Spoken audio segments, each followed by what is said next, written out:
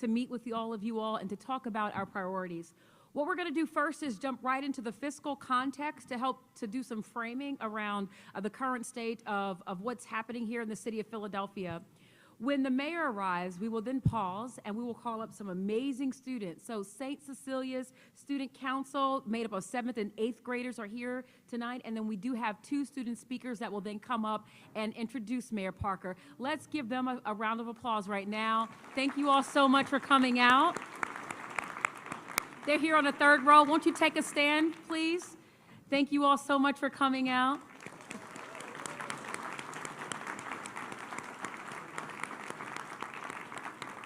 This is certainly our future leaders here, and so we really appreciate you all, and we look forward to hearing from you all when the mayor arrives. We'll now turn it over to Rob DeBow, who is our Chief Financial Officer, to talk about the fiscal context, the fiscal health of the city of Philadelphia as framing for all of the mechanics that went into the thinking that went into designing our FY27 budget. Please join me in welcoming Rob DeBow.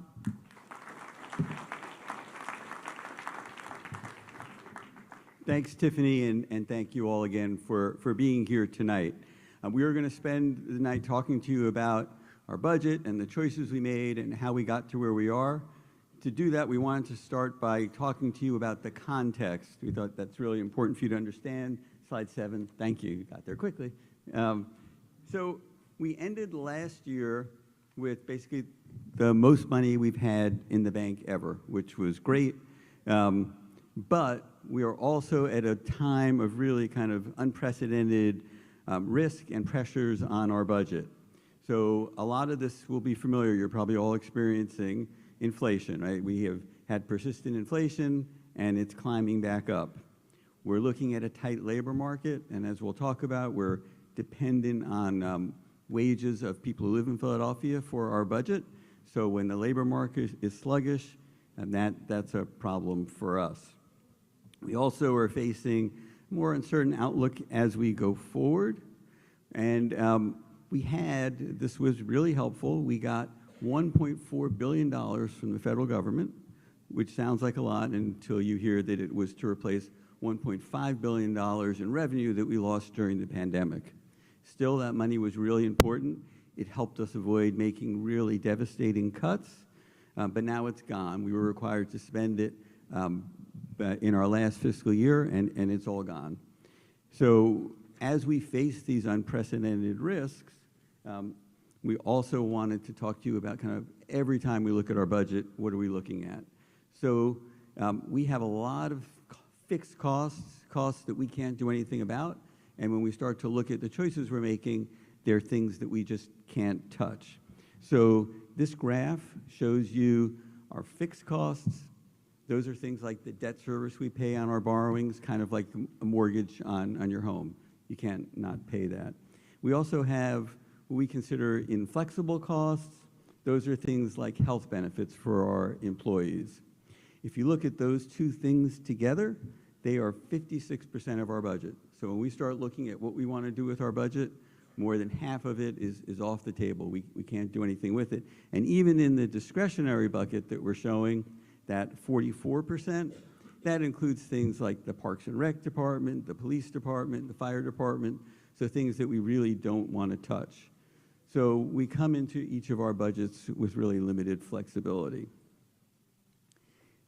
The next thing I wanted to talk to you about is kind of what we have in the bank, what we've built up, and what things will look like over the next 5 years. And there's a reason that we look at 5 years. About 30 years ago, the city had a severe fiscal crisis. The state helped us get out of that crisis, but in exchange for that, they created an oversight authority, state oversight authority that oversees our finances, and we have to give them a 5-year plan every year, and it's got to be balanced each year using reasonable assumptions. So, for example, we can't make up huge increases in our revenue to say our budget is balanced, because they will tell us it's not, and then we have to go back and redo it. So what do our fund balance and reserves look like? So in FY27, which is the first year of our budget, we are looking at a year-end fund balance, the money we have in the bank, of about $400 million. The other thing we've been doing is building up what we call a rainy day fund. So that is where if things go really wrong, we have access to that pot of money. And we've also established what we call a federal funding reserve. We all know about the uncertainties of federal policy, kind of changes day by day, sometimes hour by hour. We wanted to have a little cushion against what might happen with the federal government. We can't replace all of the funding that we get from the federal government. We wanted to give ourselves kind of a little room when there are changes in federal policy. We add all that up together. Those are our total reserves. We want to be at least 6% of our revenues to give us a little bit of room for if things go wrong. There's actually a kind of our trade group for finance geeks across the country called the Government Finance Officers Association. They think we should actually be at 2 months' worth of our revenues, or about 17%. It's very hard for us to get there for a variety of reasons, having to do with the city's poverty rate, our tax base, which is relatively weak. So it's hard for us to get there and stay there and provide the services that you all need. So we try to stay within that 6 to 8%. And if we go to the next slide, it'll show you in a picture how our fund balances compare to those targets. The lower line going across is the 6% target. You can see throughout our 5-year plan, we stay at least that target. So we're staying around where we want to be, but by the end, kind of right at the border, we wouldn't want to go any lower. And so you can see from this that our fund balances and our reserves are going down until about FY29. So why is that happening? A couple of reasons. One, I talked about that $1.4 billion in federal money that we had. That's all gone. So without that money, we have less revenue, which I'll show you in another slide. Fund balance goes down. We also, back in 1999, there was a borrowing that has a big balloon payment in FY29. We are paying that off in FY29, so we're kind of paying for a borrowing from way in the past, and it makes a big hit to our fund balance. So for us, the big challenge is getting to that year and staying positive, and we do manage to do that in this plan. If we go to the next slide, let's take a look at our total obligations by year.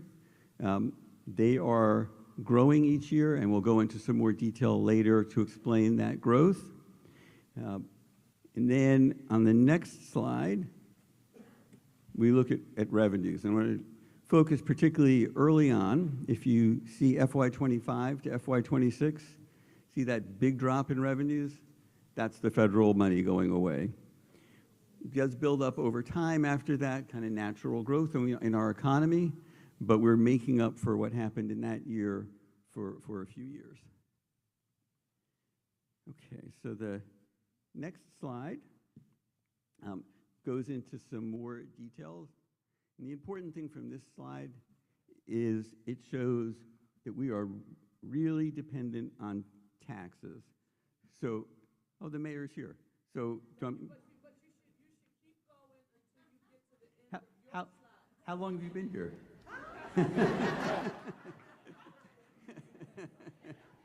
So, the important thing is, and we're going to get into more detail on how those taxes are broken up, but we're very dependent on the businesses in the city and on the wages that our residents earn. And we'll get to showing you that it's not really, some revenues don't really provide, the type of revenues are different from what you might expect. So if we go to the next slide, we start to, actually let's go to the graph on the next page. Yeah, so looking at this, without having seen this, you might think, oh, we get most of our revenue from the property tax, which is how it works for most cities. We don't. You can see there, the real estate tax, only 17% of our revenues. So a relatively small portion.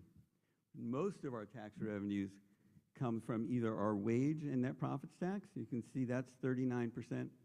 We have something called the Pica City account. Remember that oversight authority I talked about? There's some money that we collect, goes through them, and comes back. It's really our wage tax.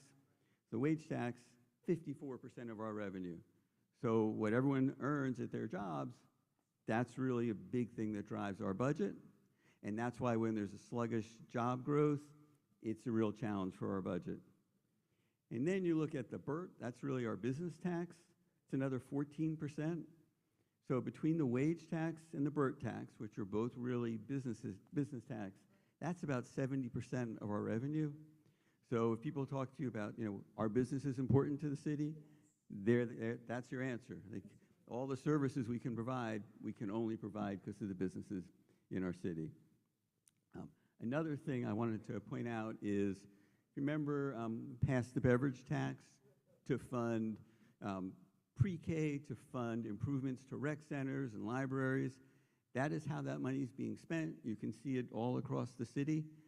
The other thing to point out, beverage tax is only 1% of our revenue. 1%. So, well, if we got rid of it, we wouldn't have pre-K, we wouldn't have community schools, and we'd have to figure out a different way to pay for improvements to our parks and rec centers.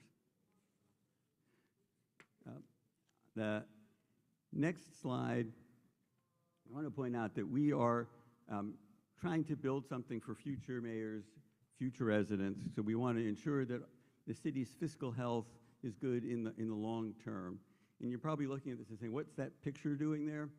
So that picture was at a press conference to talk about the health of our pension fund, which has gone from less than 45% funded to 67% funded, and will be 100% funded by FY33.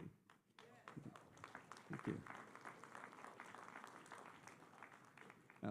So as we went into putting our budget together, we wanted to make sure that we heard from you and what was important to you. So if we go to the next slide, this probably will all sound familiar. So the things that came back as most important were illegal dumping, abandoned vehicles, says inlet cleaning, that's sewer cleaning, affordable housing, graffiti cleaning. And as we go through our investments, you'll see how we've addressed all of these in our budget. So next, we are going to talk about investments in this plan. And when we looked at important investments that we had to make, we also looked at our fiscal context. And as we talked about early on, we don't have a lot of room. There's not much we can do, but we did, before we started looking at any kind of tax increase, look at what we could cut from our budget. We cut about $200 million over our 5-year plan. We looked for ways to cut that wouldn't have impact on service.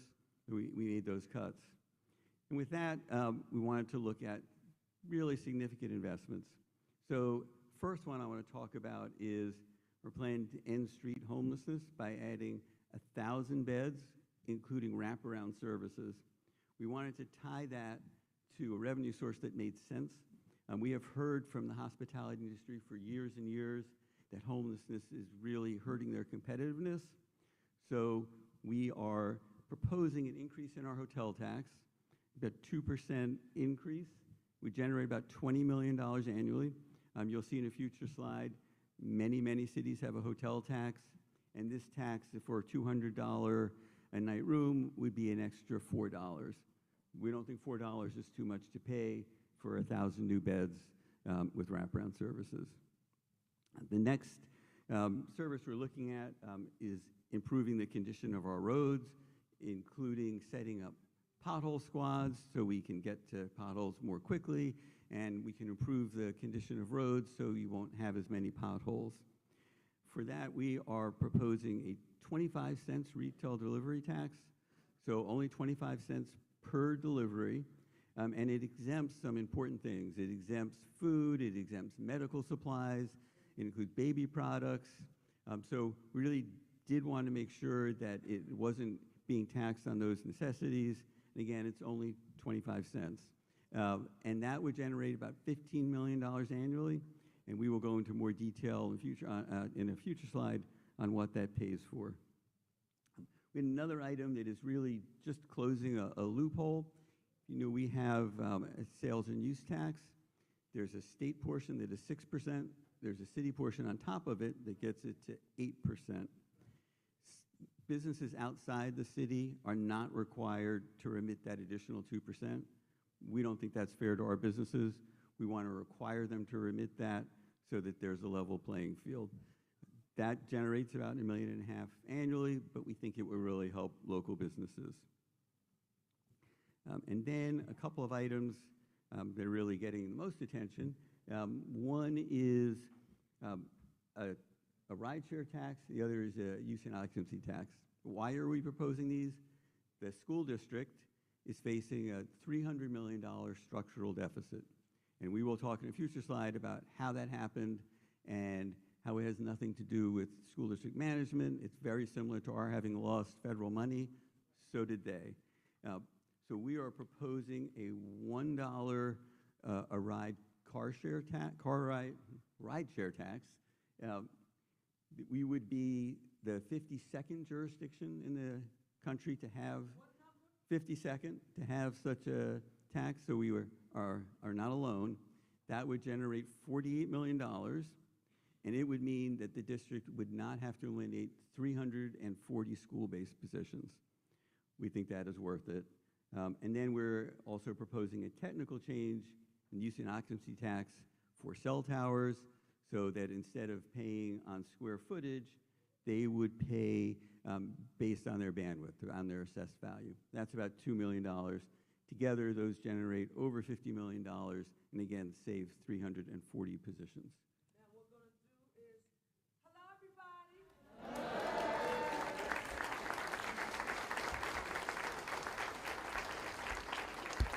Let me start by saying it is an honor and a privilege to be here in the mighty 10th Councilmatic District. I already know that you started because we're a little backwards. Where did I just leave? I was with River. What was it called? So, Councilmember O'Neill, I'm late because Councilmember Driscoll had me at River North Partnerships. I was at Glen Ford, and they had their spring fling, and they honored our Commissioner for Parks and Recreation, Susan Slauson. Give her a round of applause. So when y'all see her coming in late, y'all know where she was.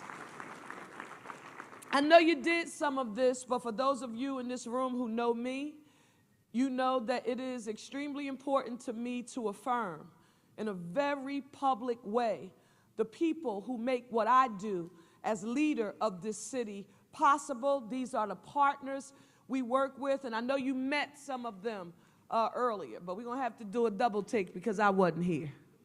Okay? This gentleman that I'm about to introduce right now, who's going to say some words, because this is I'm in his house tonight. I want you to know, of all of the members in the City Council of Philadelphia, he has known me since I was 17 years old. He was a member of council when I won that oratorical contest, and part of the prize was giving my speech in front of council. I don't think my palms have ever sweated that much. My knees were knobbling. The 17-year-old or 16-year-old Sherelle Parker, I was nervous. He has been one of my teachers. People were really shocked and surprised that he, along with my mentor, were partners in their work with the National League of Cities. Why were people really shocked? Because I've got something to tell you.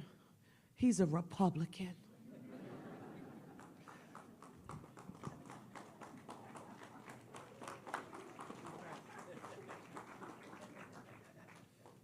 In this day and age, where people are using partisan politics as a reason to encourage emotions and difference and division, I watched Marion B. Tasco and Councilmember Brian O'Neill unite as a Democrat and a Republican from the city of Philadelphia, and their leadership in the National League of Cities brought hundreds of millions of dollars to our city's economy over the years. He's one of the hardest working members of council I know. I don't care if you're talking about Democrats or Republicans. I'm proud to call him my mentor and a friend. Give it up for your council member, Brian O'Neill.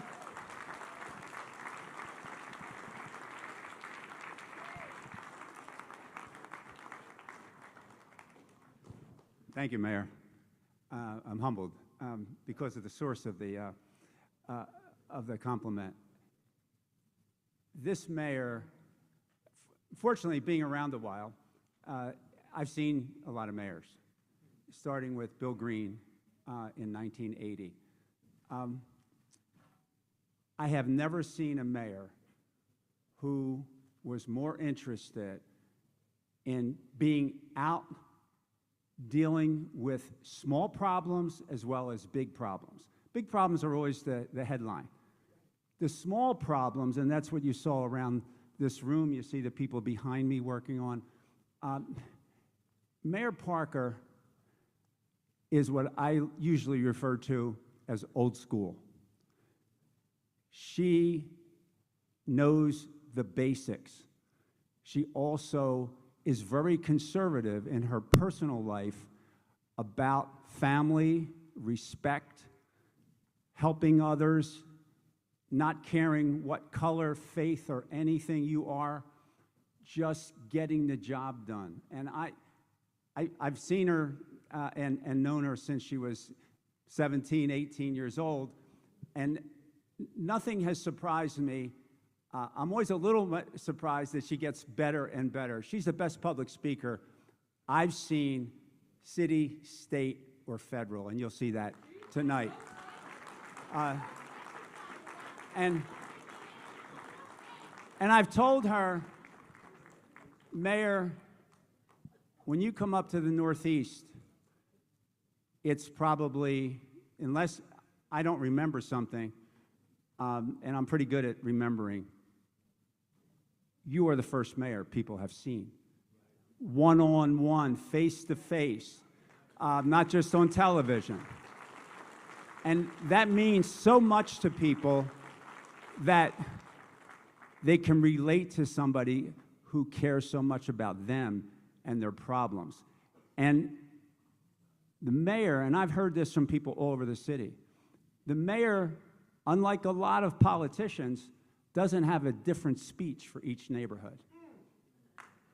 She doesn't say anything different in Fishtown, Mount Airy, South Philly, Northeast Philly, Fox Chase, Port Richmond. It doesn't matter. There's one message. Unite at one city, clean, green, mean, whatever, police, public safety. And she really gets the grassroots part of our collective problem.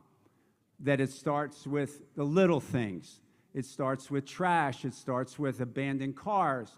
It starts with getting the police department and the parking authority to work together. And that's never happened before. Nobody's ever seen the work product of that. But the parking authority has the tow trucks. They can also write tickets. The police, we would love to have more of, and they don't always have time for it. So we've gotten so much done in the last almost 2.5 years. And to say that she's my favorite mayor, I think you know the answer. And I've only been through about 6 or 7 or whatever. But this one, it's the whole package. And she's just terrific.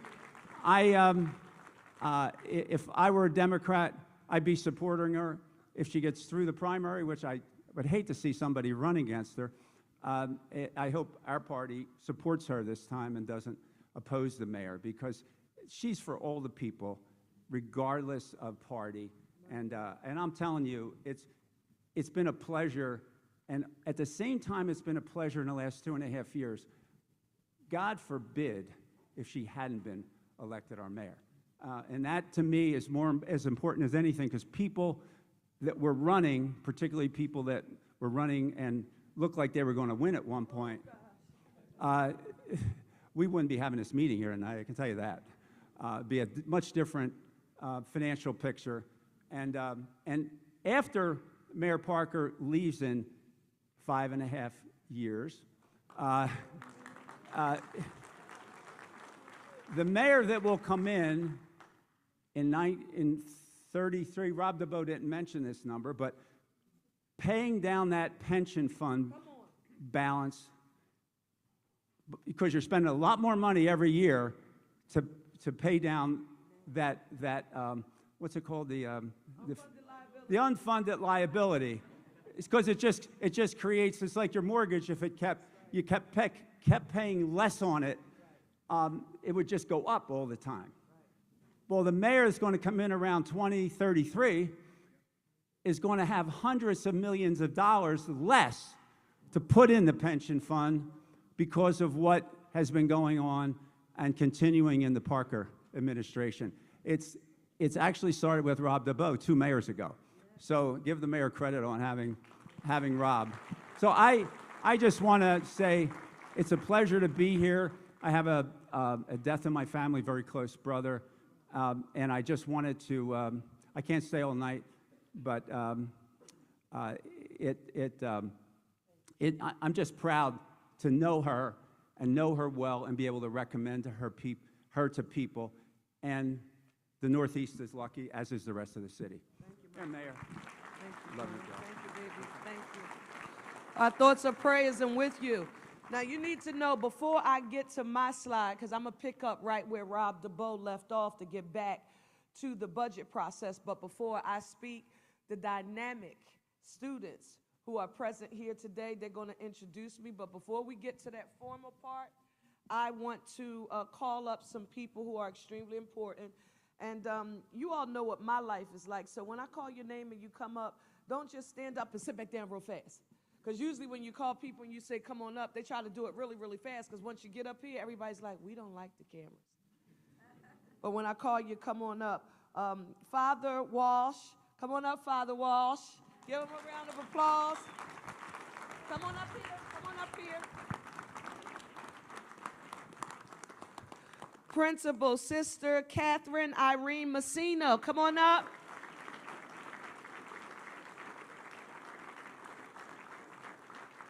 Listen, one of the sharpest, and will not be the last time you hear about him. I think of 2 state reps, or 3, who actually come to mind, and I'm like, I don't know what they're going to do in the future, but they're going to do something super, super powerful. That is State Rep Bellman and Regina Young and State Representative Sean Doherty. He's amazing. Come on up here.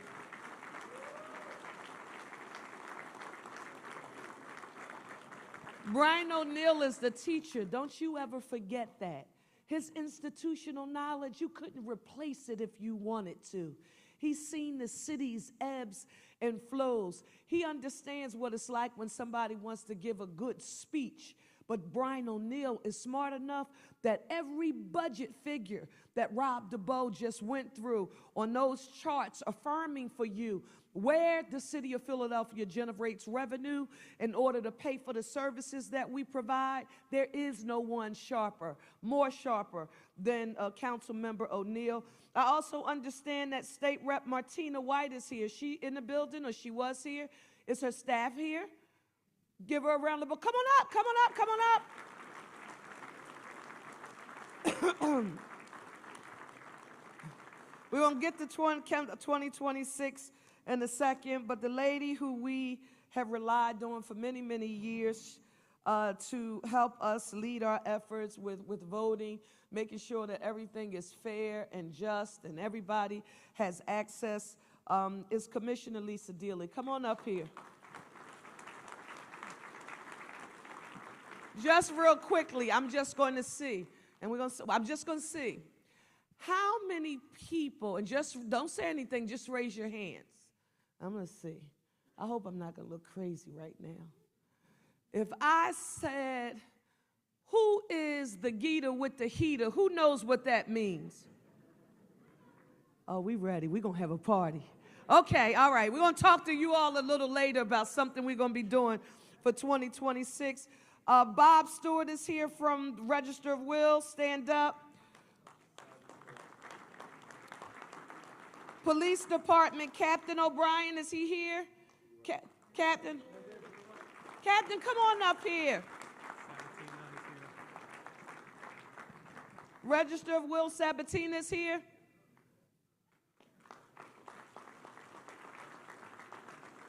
Aren't you elected? You should come up here with us, sir. Some labor friends who are present, and they are very, very important to us. I don't know how many of you pay attention to what's happening with technology across the nation, but some people I have conversations with, we meet at the U.S. Conference of Mayors, or we're with Clarence Anthony, the National League of Cities, and everybody's talking about technology and AI. And you will always hear me say it is tough to try to manage innovation coming from the private sector. And we're going to have a lot of battles that we have to deal with. But there is one group of people that while technology can assist while they are doing their work, let me tell you what AI and a robot is never going to be able to replace. The plumber, the electrician. I'm talking about the carpenter. I'm talking about the HVAC, my steam fitters family. I'm thinking about the sheet metal workers, the elevator construction workers, all of them. Come on up here. Jack, Tim, Jerry, if y'all are still here, come on up. Are they here? Come on up here, guys. And finally, this is extremely important to me. These are the people you see in your neighborhood, and you count on them to motivate, inspire, encourage, keep you informed with the facts. This city of Philadelphia relies on them, whether they be Democrats or Republicans. What's most important to us, or should be most important to us as Philadelphians, and I don't care what side of the aisle you are on, we have to, as the birthplace of democracy, want to see people exercise their most sacred right as citizens of our great nation and as Americans and as Pennsylvanians and Philadelphians. And these are our ward leaders. Is Joe here, Joe? Is it Guidman? Is Joe still here? Come on up, Joe. Give Joe a round of applause. James Donnelly, Jim Shoup, Chris Guest, and my friend. I cried a whole lot when I was on the trail, don't y'all tell. I did. It just seemed like it was possible. Councilmember O'Neill, I looked at every poll they had on television, and every poll I looked at said she's losing. It's impossible. Parker has no money. She can't win. I had some sneakers and a message and a commitment about making Philadelphia the safest, cleanest, greenest big city in the nation with access to economic opportunity for all. And there were some people, when others told me, well, you know, when you talk in front of this group, Bryant, you know, I'm energetic and I'm passionate and I talk with my hands. And well, you know, when you go, Healy, to speak to the people who are in the 10th district, I think you need to tone down your voice. And I don't think that you can sound the way you usually sound, Sherrod. I said, well, if I'm not doing that, Father Walsh, I wouldn't be the person that you knew when you were at St. Raymond's. You would say, that Sherrell, I know she raises, you know what, right? But this person, I remember walking into a big meeting. He may not remember this. And my opponents were going in before me, and I was like pacing the floor. He came over to me. You don't forget when people do this for you. He looked at me. He said, be yourself. Give it up for Bryant Edis. I love you. I will never forget it. Next, now listen, when I march in the St. Patrick's Day Parade, I become honorary. I'm honorary O. Parker for the day. And the gentleman who has always made sure I was there, he is probably only second to Councilmember O'Neill. That is how long he has known me. Come on up here, my friend. Come on up. Give him a round of applause. How many years? How many years were you in council? 37 years. Give him a round of applause. I want to say a special thank you to each of you. And it was just important to me that in this neighborhood, in this community where you all are leaders, they see and know that as mayor of this city of Philadelphia, I respect you, I appreciate you, and I can't govern and do my job without your partnership and friendship. So thank you all so very much. All right, now we're going to make room for the young people. Now, I don't want you all to be nervous like I was. I'm going to tell you what Brian Edis said to me. Don't be nervous, just be yourself and do what you're prepared to do. Go for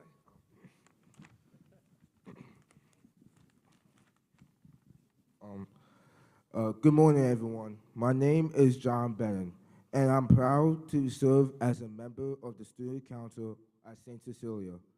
It is truly an honor to welcome someone who cares deeply about our community and works hard every day to make our city a better place.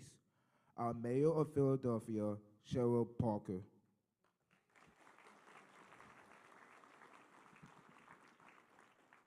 Tonight is a special opportunity for all of us. It gives students, families, and community members the chance to come together, share ideas, and hear directly from a leader who is committed to the future of our city. Events like this remind us how important it is to stay involved, speak up, and support one another as a community.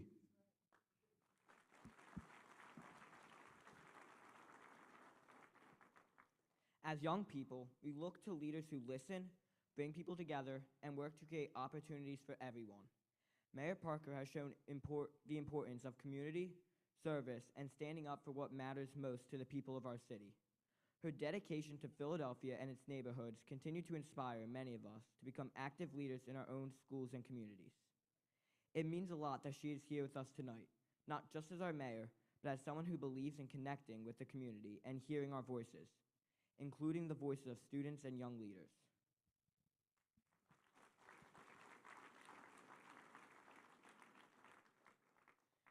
On behalf of our school and community, thank you, Mayor Parker, for taking the time to join us this evening at this town hall meeting.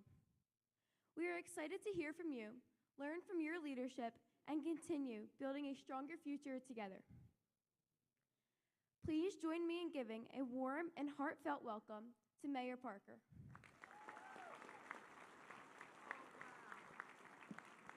Hey, now everybody has to come close. Come close, let's come close. You all have to stand too. You got to stay here with me. Listen to me. I want you to understand what you see here. Father Wash, I don't know if you all even realize the magic that's happening here. But sitting out here, can I tell you, as I walked in this room and then I saw these young people waiting, I'm going to tell you immediately what came through my mind. Right now in our nation, we watch people attempt to use race, class, socioeconomic status, zip code, religion, sexual orientation or identity. They use everything they can to make our differences as polarizing as possible. But what you just witnessed here, this is the beauty of what is happening here at St. Cecilia's. And I want you all to know, now I'm a part of this community. You ain't getting rid of me. I'm coming back here to work with these young people. I want you to be proud of what you have just accomplished. And Father Walsh, if you would allow, would you all come down to City Hall to come see me in my office? Would you do that if we got them to give you a day off? I vote for a day off for these students. Let's help them get a day off, y'all. Thank you all so much. Thank you for being here. Thank you very much. Listen, we're going to go to the slide that Rob DeBow finished with, and I'm going to finish out a portion of of what he just talked about because this is extremely important. And I want to go back to this hotel tax. And we're talking about generating $20 million to end street homelessness, a 2% increase in the hotel tax.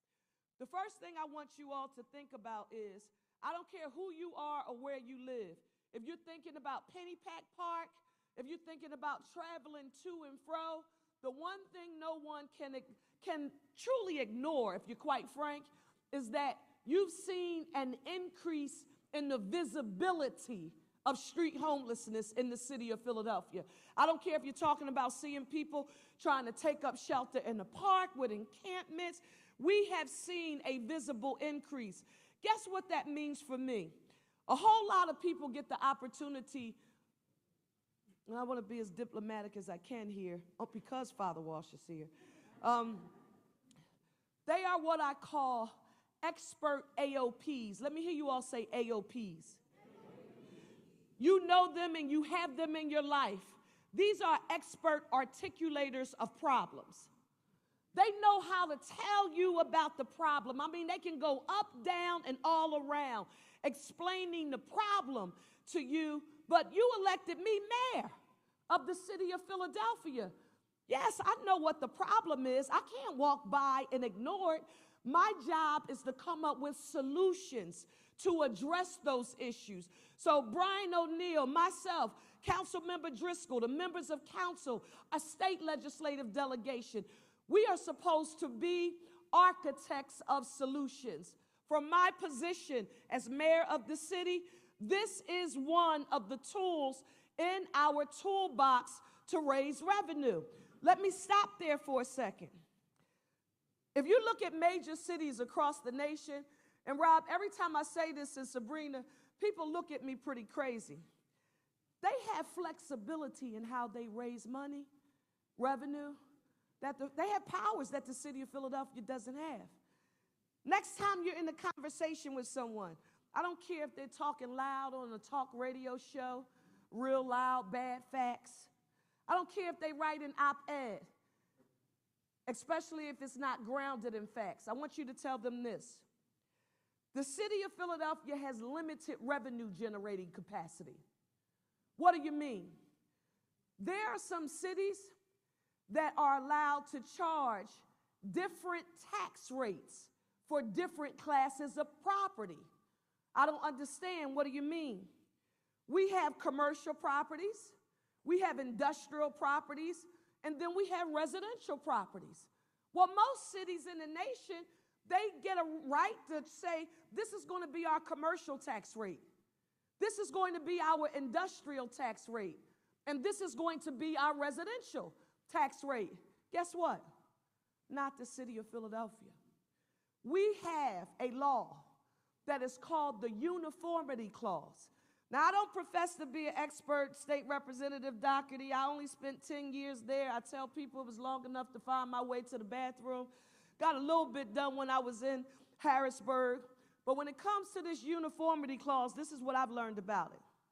Number one, you can't just change it. It requires a constitutional change. If anybody is standing up and they are giving you an argument about Philadelphia's tax structure not being progressive, but it's actually regressive, let me tell you what they're describing. And in essence, to a certain degree, when they say that, this is true. A progressive tax structure gives you the ability to have different tax rates at different classes of property and or income. It would be what you're hearing lots of people talk about now. And if you are a billionaire or a gazillionaire, this is your tax rate. If you earn, $50 billion a year. Well, if you don't earn that much and you're here, it's another tax rate. And the lower your income goes, the lower your tax rate goes. When you hear people describing that, that is what they are referring to as a progressive tax rate. The more you make, the more you pay. The less you make, the less you pay. I want you to know that by law, not that I, as the mayor, have the ability to make a choice. I know all of this new sexy stuff that we see happening in other cities around us, people are saying, well, why can't you just do that? Well, we have a uniformity clause. I don't have the ability to do that. If we want to even enact a tax, even like this one, this tax, a 2% increase to the hotel tax, to do what? Establish 1,000 beds and wraparound services, because guess what we've learned about people who are homeless? Guess what we've learned? If you think you can, let's just take this room here. Imagine if we just set up cots and said, you can come off the street and sleep here so we can make sure you have warm shelter in the winter. We can make sure you're cool in the summer, and we keep you out of the elements. If we did that, do you think we would be putting in a dent to stem the tide of street homelessness in the city? No, because what does the science tell us about it? What does the experience tell us? That when you find people who are experiencing street homelessness, that's only one symptom of usually something larger that's happening. Substance use disorder, addiction, mental and behavioral health crises. I don't know about you, but obviously I've lived at the intersection of race and gender as a black woman my entire life. And I will tell you that coming up, and Brian was right when he said, you know, she's old-fashioned. I am old-fashioned. I can't help it. If you hear somebody say it about me, it's true. I was raised by my grandparents. And guess what? Growing up in my family, guess what you never heard the adults talking about out loud? Mental and behavioral health challenges. If it was somebody in the family and it was like obvious that there was a challenge happening, they would say, oh, you know, that's just Jimmy. That's just John. Don't worry about it. It'll be all right. Now, thank God, we've removed the stigma of mental and behavioral health challenges. And we know that they are health challenges. And when people need help, it's our job to do as much as we possibly can to connect them with services. So the city of Philadelphia now says, with my amazing team, and I want to thank them for letting me know, if we target and develop the right program with the right resources, we can end street homelessness as we know it here in the city of Philadelphia. But you can't do it delivering the services the way you've been delivering them. Because if you talk to some people who have been homeless, do you know how challenging it is for me as mayor to hear someone say, I'm homeless, but I'm not going into that shelter system? You know why? Have you seen it? If you saw it, you wouldn't want to be there if you fell on tough times. You wouldn't want to send a family member or somebody you love there. If there's anything that we want people to have, even when they fall on tough times, and I don't care who you are or where you're from, because if you're talking about addiction, substance use disorder, listen to me. I done seen families on the main line impacted by it, extremely wealthy people who you never thought would be connected to mental and behavioral health challenges, substance use disorder, and addiction. Some of the most highly educated people in our Commonwealth. And I'm a first-generation college student, graduate, first-generation Ivy League graduate in my family. Guess what? This doesn't discriminate. It can impact anybody. I don't want Philadelphia to talk about it, and I don't want to ignore it. I want a way to fix it. 2%. Price for a room, $200 a night. It'd be $4 more. 5-year plan, it would generate $110 million a year. You already know, I know Rob told you, the city of Philadelphia doesn't have the luxury to just introduce a budget for 1 year. We have a 5-year plan. Our budget has to be balanced and approved by a state oversight board, because many of you, how many people were here in the 1990s when Ed Rendell became mayor of the city of Philadelphia? How many people remember when we were facing bankruptcy? That's when PICA was established. So we can't do what many other cities get an opportunity to do, kick the can. You know, I'm not going to say it, Rob. I'm being nice. We have to have a balanced budget, and I'm unapologetic about that. If you hear someone saying, our problem is she doesn't take as many risks as we would like her to take when it comes to the city's finances, let me tell you something. If you love and care about this city's fiscal health and stability, It is my number one priority. Those young people who you saw standing up here, it's our job to do it right now, so that by the time they become us in the future, we're not putting fiscal burdens on them. How would Philadelphia fare when it comes to this hotel tax? Would it make us outliers? Absolutely not. We're at 15.5 now. We would go to 17.5%. Even this number that we have right here, right now, with Chicago, it says 17.39%. The end of May, beginning of June, I'm hearing that number is going to increase, and it will be somewhere near 19%. Houston, 17%. Atlanta, 16.9 plus $5 more. Atlanta has the second most busiest airport. I just want you all to know this. Atlanta, Georgia, they have the second most busiest airport in the country. Actually, they're battling with Chicago. They go back and forth, and I'm jealous, but I'm working on it. Washington, D.C., 15.95. Boston, 14.95 up to 17.95. And then our neighbors in Baltimore, 15.5%. When the focus and the quality of support in our shelter system, when people know that they can get access to help and that we're trying to put them on a path to self-sufficiency, and this is important to me that you understand this about me. Your mayor is a teach me how to fish kind of girl. I'm a product of very humble beginnings. I don't want you to give me anything. My grandmother was a domestic worker who migrated from the South. All of the matriarchs who came from Manning, South Carolina, they were what we call domestic workers. How many people in here even know what a domestic, I know that.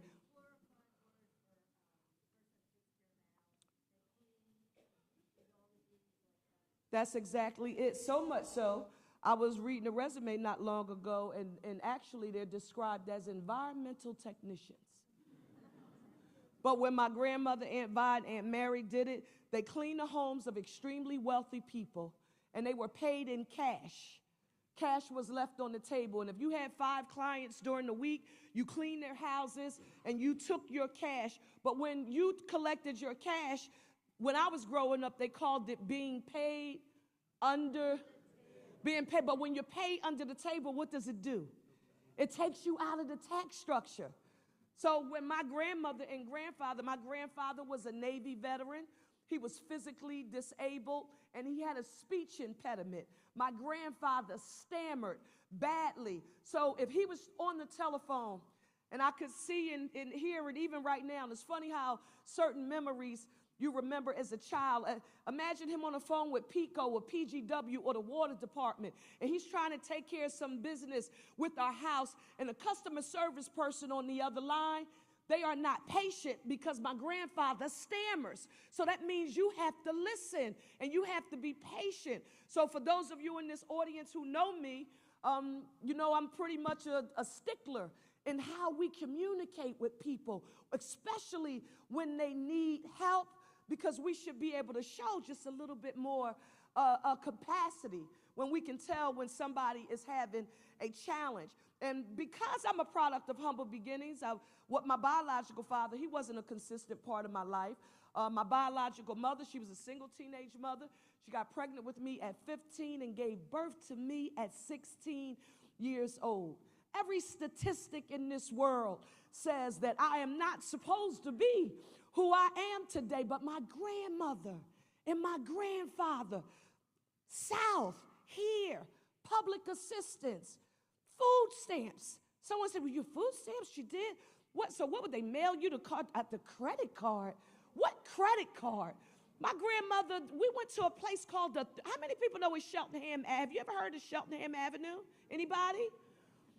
So for those of you who are familiar with Cheltenham Avenue, you know that if you go up Cheltenham Avenue, one side is Montgomery County, Cheltenham Township. The other side is Philadelphia. Well, I lived on the Philadelphia side. And at Cheltenham and Ogons Avenue, wow, I'm getting old. How many of you all remember Gimbels? Your mother worked at Gimbels? Stern. You're really Philly girl. You know it. That's history.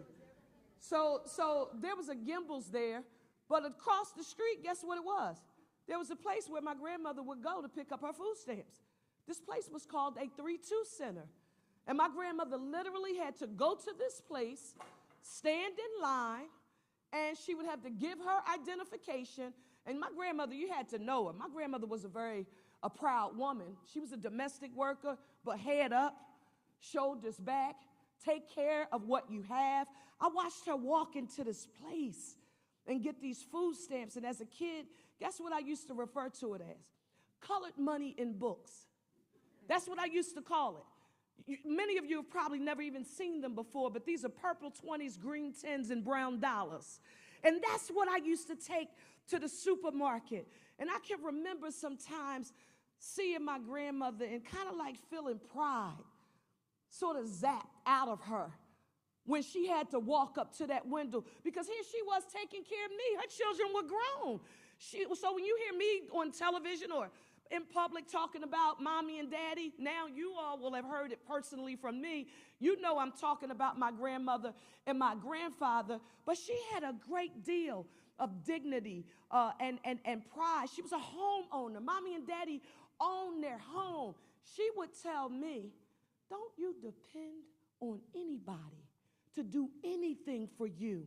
Whatever you desire to have, whatever you want in life, you've got to work for it, Sherelle. Education is your great equalizer, and no matter how different you are. How did I know I was different? How many people in here know who June and Ward are? Put your hands up if you know who June and Ward. Oh, a few people. I knew I wasn't like Wally and the Beeve. They were the Cleavers. I wasn't like them. And if you're a little younger, how many people remember who Rudy, Theo, and Vanessa? You know who Rudy, Theo? It was different for me. My household was different. I mean, shucks, if you knocked on the door, I'm telling these stories again. In the summertime, if you knocked on the door at my house, and you would think it was a big house, but it wasn't. But my grandmother was proud because she owned it. Living room, dining room, kitchen. 3 bedrooms upstairs. 1 bathroom in the hallway. Hardwoods, nice architecture. A little patch of grass out front. Mommy wasn't a planner, so eventually we would get cement, front steps, driveway, garage. We didn't have a car, but we had a garage. I mean, it was a big deal. If you knocked on my door and asked me to come out in the summertime, I really didn't want you to come in. I was like, I hope they sit outside on the steps. But if it was summer, it was at your own risk. If you came in my house and sat in our living room with shorts on, because I'm not ashamed of it anymore. My grandmother had plastic on our living room furniture. Anybody in here know what plastic on living room? So she wasn't that strange, huh? Nevertheless, what does that tell you about her? She was trying to preserve. That was dignity. That was pride. She was trying to preserve her greatest asset. So when you hear me describe myself, you will hear me affirm that I'm a teach me how to fish kind of girl. In every opportunity that we give to someone, I know what it's like to have to be in a line getting the free food. I'm talking about even cheese. We've got free cheese. We got free butter. It never sliced like the deli. But we got it, and my grandmother used it to make the best macaroni and cheese in the world on Sunday. She made do with what we have, but she taught me that I didn't have to stay there. That's what we want to do here, not what we've been doing and thinking that's all right. As mayor of this city, if I'm a lead, my job is to make sure that we give everyone access to the opportunity to be able to take care of themselves. And that's what we want to do with this hotel tax. Next slide. Yes, we should do that. Next, this delivery tax. I don't know about you. We have vacancies. Where were we at when we walked the commercial quarter during the snow? Oxford Avenue. We were on Oxford Avenue. And so I'm looking at all of the businesses that you have there. And every time I see a vacancy, I get angry because I don't want to see vacancies. I want to see all of our businesses thriving. This is what I have to acknowledge. I'm going back to that technology. There's no one here who can deny that Amazon has changed the game of how we do business in this nation. I don't have to leave my house to do anything. All I have to do is click, and Amazon will have it at my door. I can even measure, and I know what time it's going to arrive. But what does that do? It puts a strain on the mom and pop stores that are in our neighborhood. Because remember, when we, even before the big Walmarts and the Targets, remember we went to the hardware stores in the neighborhood, in our drugstores before the big change? Well, commerce has changed, and because people are doing more traveling, guess what they're not acknowledging? The industry hasn't acknowledged that because their cars, and they have to do the business, and I want them to do the business because we want people to have the jobs, but you cannot deny that this adjustment and change in commerce and how we do business, it is having an impact on our infrastructure. Philadelphia is an old city. We're the birthplace of democracy. You can't do commerce and business in our city, impact our streets, and then not think that you shouldn't help us to pay to maintain that infrastructure. So imagine us to decide that we're going to charge a tax to retailers on certain goods that are delivered in our city. We will start it next year in July. To do what? One of the things, where is she at? Kristen, stand up. Commissioner Del Rossi, stand up if you're here. Come on up here, I even want you to see it. Come on. When you call me, almost one of the number one issues that I hear about when I'm traveling across this city is potholes. No, I'm serious. This is our streets commissioner. She's not a Northeast girl. She's a South Philly girl, right? South Philly. But guess what? She runs an amazing department. She has great people working for her. But if we don't make it somebody's job to do this work, and for people who think it's silly to see a mayor talking about potholes and putting so much emphasis on potholes, wait until the shocks on your car, get damaged. Wait until something happens to your car and you say, this is happening because of these potholes. Why won't the city of Philadelphia fix these potholes? Potholes are a problem. My job is not to complain and be an expert articulator of problems. My job is to be an architect of solutions. What is that? Generate the revenue to pay a street team of people. We have 6 districts. 6 districts. The city of Philadelphia is broken up into 6 districts as it relates to streets. Each district would have a specific detail to fix potholes, and that includes this 10th Councilmatic district, and I think a quarter. Listen, and we understand now that medicine is delivered. Baby food is delivered.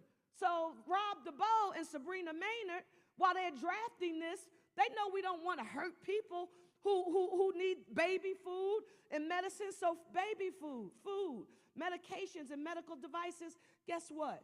They're excluded. You don't have to pay the tax, the 25-cent tax. I think fixing potholes is worth it. Do you all believe we should have a pothole squad in the city? Okay, thank you. Next slide. How we got here. Want to go through this. You heard me mention where I come from, graduated public school system. How many of you are here have been who graduated from the school district of Philadelphia? Anybody? Am I? Okay, all right. I went to a school called Rowan Elementary School, and then I got bused to Austin Meehan Middle School. That's at Ryan and Sandy Ford Avenue. Anybody familiar with Austin Meehan School? Okay, and from there, I got admitted into a magnet school in the city of Philadelphia, located at 1118 Market Street. It was called the Parkway Program High School. Well, this will be my test to see who's really from Philadelphia. How many people in here ever had a hot dog at Woolworths at 11th and Market? Oh, these are some real. How many people remember J.C. Penney? Strawbridges. Put your hands down. How many people ever got their picture taken with Santa Claus at Wanamaker's? My grandmother, she was a stickler for certain things like that. Not wealthy, but isn't it funny how the culture that's created in the family, all of those things are about dignity. public education was a part of it. How many of you remember a lady, and every time I say her name, how many people remember a lady named Dr. Constance E. Clayton? Oh, you, guess what? I don't think she ever gave us a snow day. She was tough. But she made sure we had a quality public education. But I don't care how committed your teachers and your administrators are, if you don't get the funding that you deserve, you can't have a quality public education system.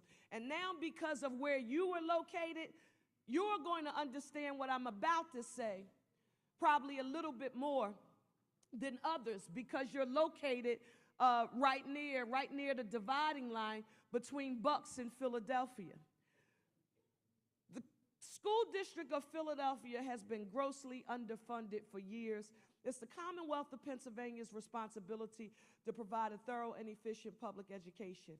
We know we've been underfunded. 2023 Commonwealth Court, they found that the school funding system was unconstitutional. General Assembly actually determined that it was underfunded by $1.2 billion annually. And Rep, I want you to know this problem doesn't start when you get there. It was there when I was there. We rumbled for funding and we fought, but it took to 2023 for the courts to say, nah, what they've been screaming about all of these years, it's real. And so $1.2 billion annually, that's how much the school district has been underfunded. And although this is where you have to give the Rep, along with our state senator, Pecosi, and all of our legislators in the Philadelphia delegation with Governor Shapiro, Speaker McClinton, Appropriations Chairman Harris, Chairman Hughes, and all of our leadership, because they have increased the amount of funding that they've delivered to the School District of Philadelphia. However, we still remain underfunded. Remember, in 2024, we were underfunded by $1.2 billion. The city didn't say that. The school district didn't say that. The General Assembly acknowledged that we are underfunding the School District of Philadelphia by $1.2 billion. And today, in 2026, yes, they've increased the funding, and Rep, we're grateful. We know you're fighting, and you all are doing what you can. We are still $978 million underfunded. This is what we say. We know education is the great equalizer. We've got to figure out how we're going to help the school district fill this $300 million structural deficit. Because they've done what? One, I don't know about you. First thing mommy would tell me is tighten your belt. You got some stuff you want, you can't have. You're going to have to figure out how to cut the fat, trim it. Guess what? They've done it. They've made significant cuts from their central offices. They've made adjustments in contracting. Every cost savings measure that you can think of, the School District of Philadelphia they've implemented. But as you heard earlier, before I got here, there is an amount, $300 million in funding that the School District of Philadelphia received during COVID. Revenue that it used to hire staffing needed to help our children learn more, increase test scores, reduce dropout rates, perform better. Now, those COVID relief dollars, those ARPA dollars, they are gone. So we are at risk of losing 340 school-based positions. 340. For those of you who are here who attended public school, I don't know about you. I can still, particularly in elementary and middle, well, for most of us, we can remember our teachers' names. But I remember the teachers. I remember my crossing guards. I remember the NTAs. These are the people who worked in the lunchroom or the schoolyard. They weren't teachers, but they were staples in the schools. They knew the children. They had relationships. They knew families. Quite frankly, they kept a lot of violence down. They would stop fights from happening. Now they are called no longer NTAs, that's my age, they're called climate staff now. We are at risk of losing 340 of these positions. So these are teachers These are counselors. I'm thinking about my counselor, Bev. When it came time for me to apply for college when I was in high school, Bev said, well, listen, what schools do you want to apply to? Well, I'm not sure. I don't know. When I was in the 11th grade, my grandmother died. My grandmother was my rock. My life could have gone different ways. She said, well, there's no way in the world you're going to be here and you're not going to college. You're right. We believe you have a bright future ahead of you. She helped me. Did you hear me? My grandmother was dead. My mother was dead. My biological father wasn't a part of my life. He wasn't in the picture. Daddy needed my help. I helped to take care of my grandfather. You know who was a part of my village that mattered? My teachers, my counselors. She helped me fill out the information. She told me exactly what I needed to go home and tell my grandfather that I needed. So Daddy could say, okay, we need this, this, and this. And he could tell me where to go to get the documentation, and I could take it back to her. She helped me copy it. What was she trying to do? She knew that life for me, what would Langston Hughes call it? He has a poem called Mother to Son. He says, life is a line. It says, life for me ain't been no crystal stair. Yeah, that's true. But she also knew it wasn't going to be an excuse for me to not succeed. But I needed somebody to be a connector for me. I could do it. I just needed you to help me get there. And so now I'm the mayor, and I know the school district is facing a $300 million structural deficit, and you want me, Sherelle Parker, who doesn't get an opportunity to be the first woman mayor in 341 years in the 6th largest city in the nation, the birthplace of democracy, without a quality public education. If I did not fight for students in the school district of Philadelphia, I would be turning my back on who I am. And every day that I do this job, I want you to know it's an honor and a privilege. Is it tough? Yes. But the pressure is a privilege. And I learned that everything that I went through in my life, it was to prepare me to meet this moment. But the day I'm not willing to make a tough decision because it won't get me a round of applause, because it's not a popular thing to do, that's the day that you don't need me to be your mayor. But I'm going to fight for, and I'm going to support our children and our school district. I'm going to choose them every time, okay? Next slide. We talked about this, structural deficit, 340 positions. Next slide. $48 million from the rideshare proposal, $2.4 million from the UNO. He talked about I never even paid attention to them, but these are the contraptions that you see sometimes on top of buildings. And I don't know, all of these different contraptions, and I thought they were one, but every one that you see connected to a tower, they usually represent individual cell phone carriers. I didn't know that. So Verizon may have one, T-Mobile may have, is T-Mobile still a thing? T-Mobile may have one. Like all of the different carriers, they have them. Nevertheless, this would help us generate $50.4 million in new recurring revenue from the city of Philadelphia. Why does this matter? If you check how many people have friends who live in Bucks, Chester, Delaware, Montco? Put your hands down. You can't deny that your friends who live there, who own a home, who pay a mortgage, they pay a mortgage, but they also pay property taxes at a rate that seems like they're paying a second mortgage. Why? Because we fund public education in the Commonwealth of Pennsylvania. Most of it is contingent upon what we raise in property taxes. That is why in those areas where they have an elected school board, stay with me, where they have elected school boards, the elected school boards have taxing authority. Here in the city of Philadelphia, who has taxing authority? What body is empowered to set the tax rate?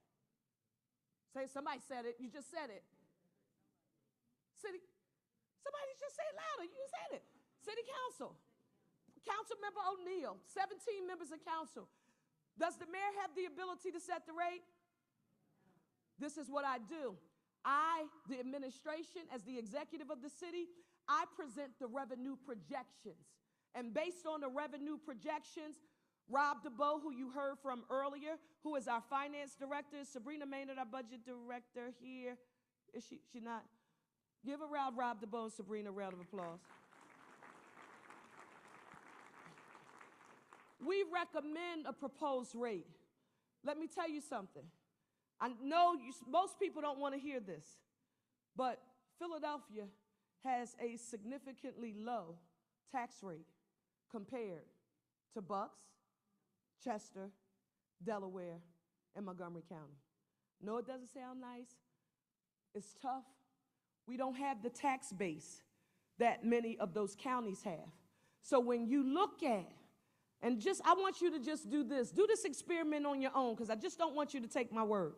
When you leave here, just find 5 people you know from those counties. And I want you to ask them, from 2020 to 2026, how many times have your county or school board raised taxes for public education? When you say, how many? No, it's not going to be once. It's going to be multiple times from 2020 to 2026. But when you look at the quality of the public education there, when you look at the state of their facilities, when you look at the class size and you compare that to Philadelphia, you see the inequity in the class size. So like, think of 30 students, 33 students in the class. How much more effective would a teacher be if you just had 20 to 23 students in the class? Right? The more expensive an institution is, what do you notice happens? Smaller the class size. The smaller the class size, people like Sherelle Parker, who may have a problem spelling Eagles, I could get some help, right? You need the class size to be smaller. I'm not willing to compromise public education in the city of Philadelphia. Does it mean I take some hits? Of course. Go to the next slide. Let me show you. This is the piece that really bugged me a bit. And again, Father Walsh is here, so I'm going to be nice. Would the city of Philadelphia be the only city or a governing jurisdiction in the country to have a local ride-share tax?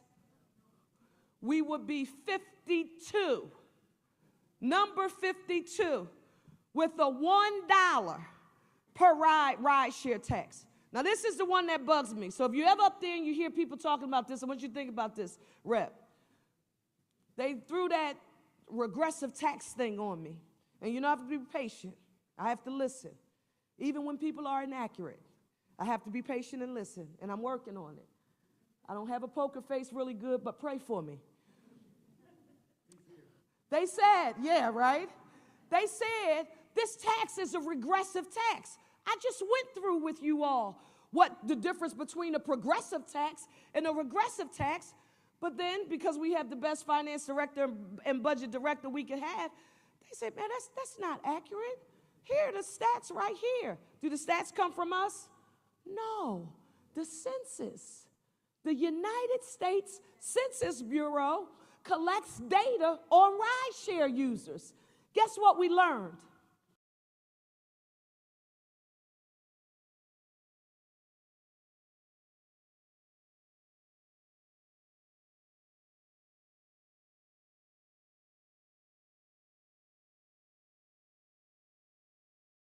It being regressive, that would mean that people of lower incomes take ride share more. But that's not what the data from the Census Bureau says. It says people who earn $50,000 or less are only 1% of the ride share users in the city of Philadelphia.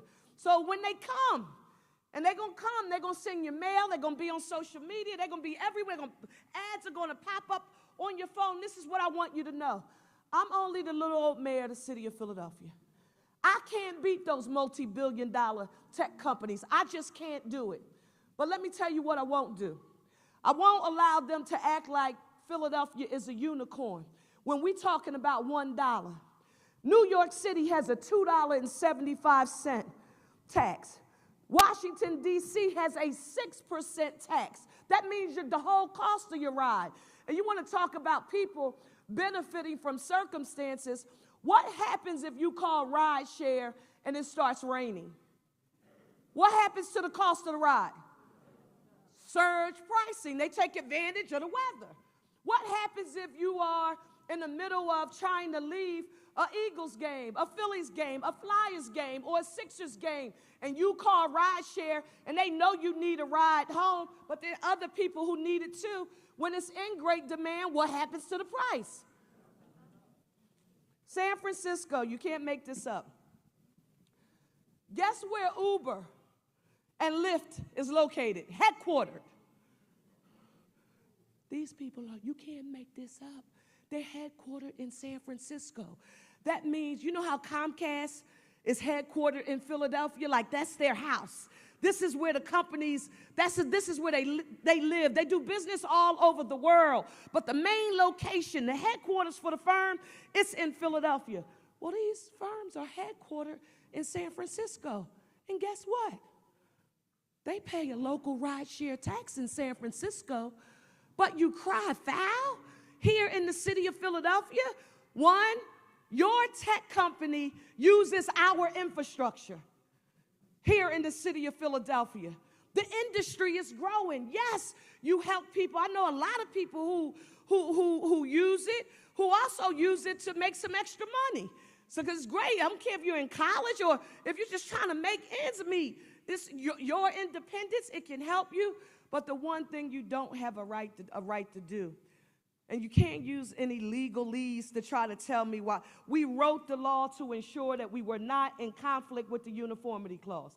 No different than what we had to do with some previous taxes. But this idea that they have to pass this tax on to the user, that's a crock of stuff. Was that all right? Okay. They don't have to.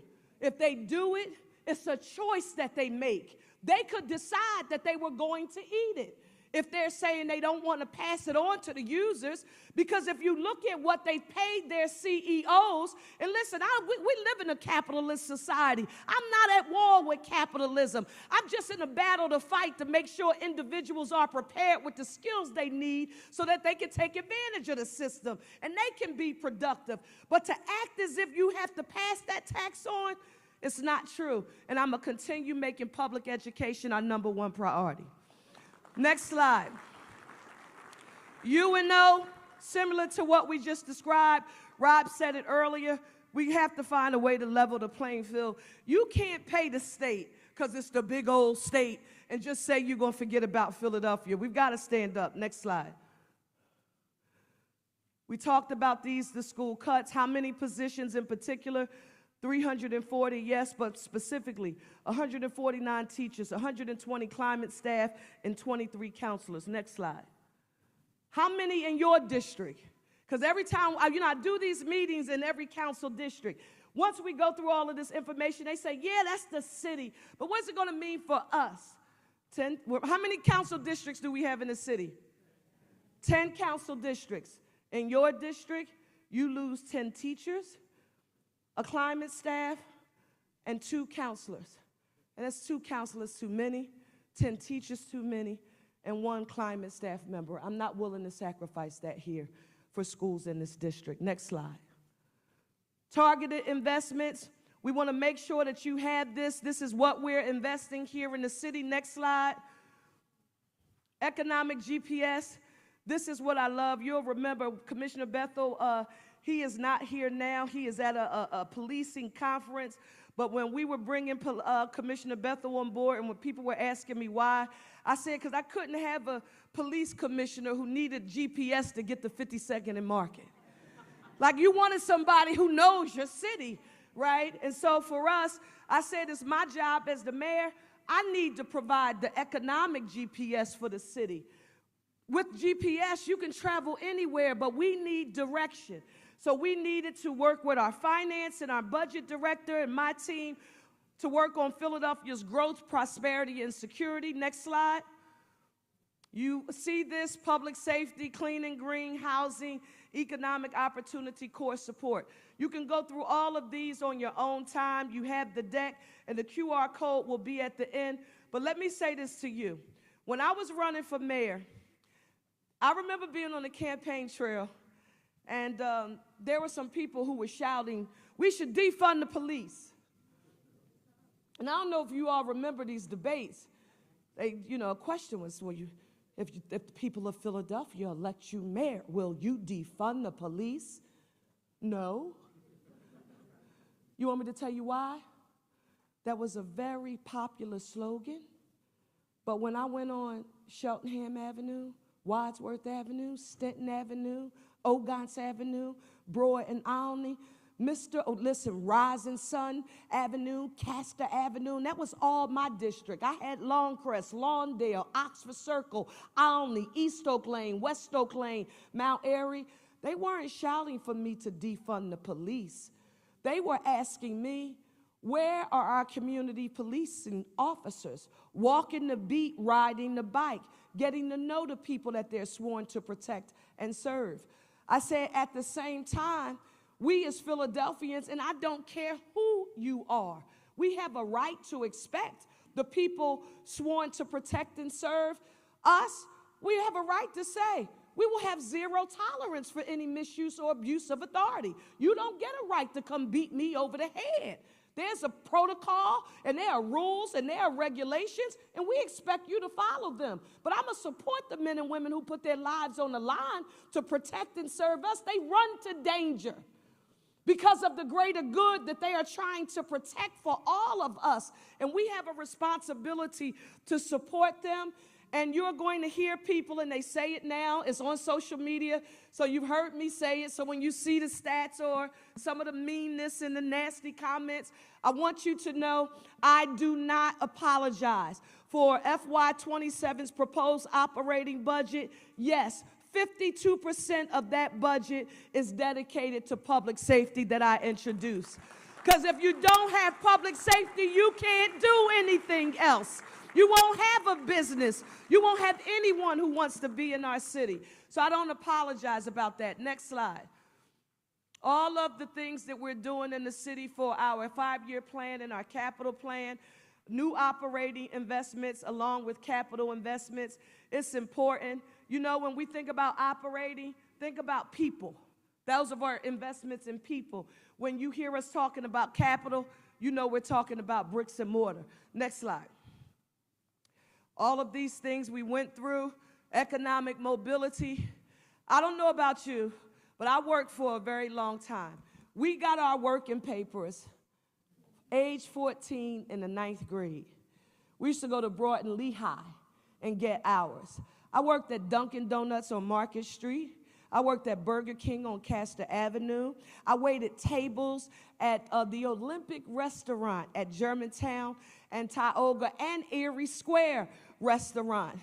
And you're talking about going into Strawbridge's Proud with my money that I earned, and I could choose what I wanted because I earned it. That's where pride and dignity comes from. You didn't give it to me. I went to work every day and I earned it. I want that for our young people. Right now, we have created 1,000 new career-connected learning slots. These are consider them summer jobs or internships. Last year, I think we did 8,000. This year, we would be doing 9,000, and we've challenged the public sector to help us with 1,000 additional. That would bring us to 10,000 slots for young people for jobs here in the city of Philadelphia. And I'm pretty excited about that. Street homelessness, housing and preservation is extremely important. You know about our program Home, $2 billion plan to create and preserve 30,000 units of housing here in the city of Philadelphia. I want to say specifically to you, now this is where Councilmember Brian O'Neill and I, sometimes we could have different conversations with different members of council because the districts we represented were very similar. You have a high rate of home ownership in this district. And the district that I represented, the neighborhood that I live in right now, which is about 3 minutes from the house I grew up in. So I'm still in the same community. We have a high rate of home ownership. Let me tell you something. When you own the bricks, there's something about the love and the care that you provide to what you earn. We want to make sure that supports and services for people who have stayed here, especially for those who've worked for the city. This is one that really bothers me. People say, I've worked for the city, the state, or wherever you work, and I've done it for 30 years. And now, Sherelle, I'm retired. I say, well, that's great. Now you get a chance to, have some fun. They say, well, I collect my pension. Well, this is what you know about the pension. The pension is not what you used to earn when you went to work every day. That's not it. It is only a percentage of what you used to earn. But because you were paid and you paid taxes and you paid into Social Security, you can draw down on your Social Security when you hit the age. This is where we went wrong here in this city. When you add your pension plus your Social Security, and then let's say something happened. Our city is old. The housing stock is aging. You realize you need a new roof, new electrical, new wiring, bricks pointed. Something happened, some kind of emergency. And you said, well, the city of Philadelphia, you call Councilmember Brian O'Neill's office. Councilmember, I need help. He says, apply for this program called BSRP. Let me hear you all say BSRP. It's Basic Systems Home Repair Program. And then you apply, and then you get an email. And you read the email. So you get Councilmember Brian O'Neill on the phone, or you call the mayor.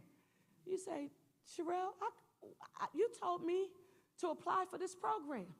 I lived in this city for 40 years, 50 years. I've been paying taxes for 30 years. I'm retired.